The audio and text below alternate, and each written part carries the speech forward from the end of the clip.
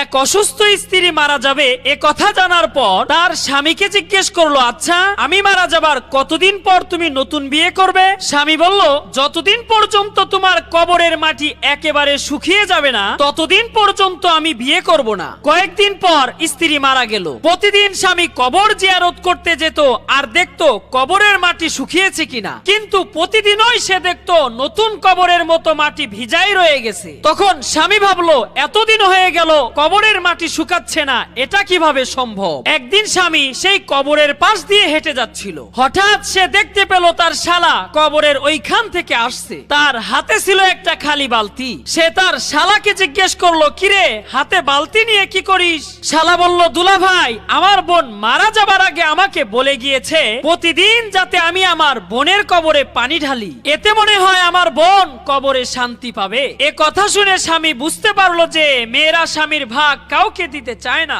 এমনকি মৃত্যুর পরেও না।